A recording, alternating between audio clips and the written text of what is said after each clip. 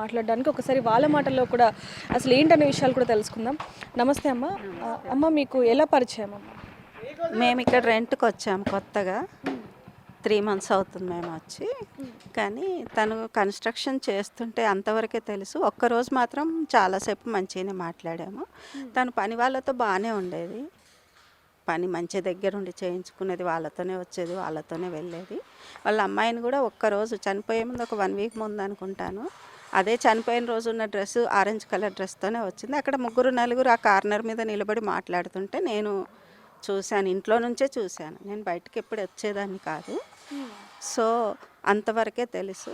కాకపోతే వాళ్ళ అమ్మ కొంచెం టాకెటివ్, చాలా మాట్లాడుతుంది. అంటే అమ్మ కొంచెం అరుస్తూ ఉంటారు అందరి మీద అనేది కూడా విన్నాము. అది ఏం తెలీదు, కాకపోతే కొంచెం గట్టిగా ఎక్కువగా మాట్లాడేదైతే తెలుసు.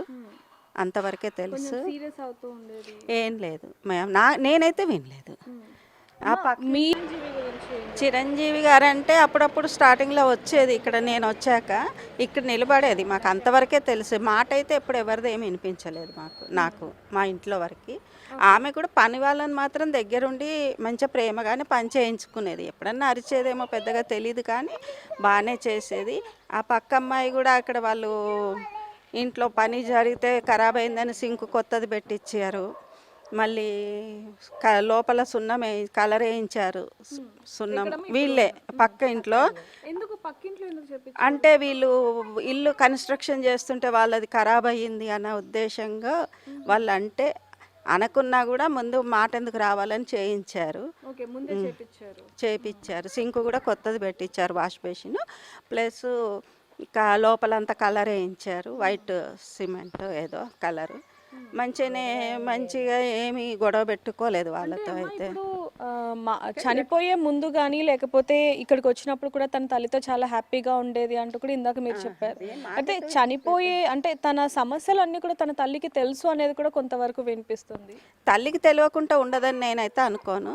తనకు ఖచ్చితంగా 100% తెలిసే ఉంటుంది. కాకపోతే వాళ్ళిద్దరి మధ్యలో ఏం విభేదాలు ఉన్నాయని మాత్రం నేను అనుకోను. కానీ రీజన్ ఏంటో తల్లికి తెలిసే ఉంటుంది 100%. కానీ అంతా గయ్యాలి వాళ్ళు ఏం కాదు, ఏదో ఉంటారు మామూలుగా. ఎక్కువ మాట్లాడుతుంది తను వాళ్ళ మదర్. బిడ్డ కూడా ఎక్కువనే మాట్లాడుతుంది అని విన్నాను అంతవరకే, కానీ నాకు అంతకుమించి ఏం తెలియదు. అంటే మామూలుగా హస్బెండ్ గురించి ఎప్పుడైనా చెప్పడం కానీ నాకంతా టచ్ లేదు. ఒక్కరోజే చాలా మాట్లాడింది బాగానే, ఒక్కరోజు మాట్లాడాను అంతే. అది వాళ్ళ ముందుకు వస్తే ఇంట్లోకి వచ్చి కూర్చోండి అన్నా కూడా తను ఎప్పుడు రాలేదు. అంటే అమ్మ ఖచ్చితంగా ఏ కూతురైనా సరే పెళ్ళైన తర్వాత అయినా సరే తన తల్లికి అన్నీ చెప్పుకుంటూ ఉంటుంది, సమస్యలైనా సరే సంతోషంగా ఉన్నా సరే. అయితే ఈ ఇల్లు మా అమ్మాయిదే అని మాత్రం చెప్పింది. నేను ఇచ్చాను అదంతా ఏం తెలియదు, కానీ మా అమ్మాయిదే ఇల్లు అని చెప్పింది. చెనిగిచెర్లలో ఉంటారు, అక్కడ ఇల్లు ఉంది, ఇది కూడా ఇంకొకటి అని చెప్పి అన్నది. చనిపోయే ముందు వరకు కూడా తన తల్లితో ఒక మంచిగానే ఉంది. అది తెలియదు. తల్లి బిడ్డల రిలేషన్ అయితే బాగానే ఉంది. ఇంకా వాళ్ళు ఏం మాట్లాడుకున్నారో ఎందుకు పోయింది అన్నది వాళ్ళకే తెలియాలి, భగవంతుడికే తెలియాలి, మాకెవరికి తెలియదు.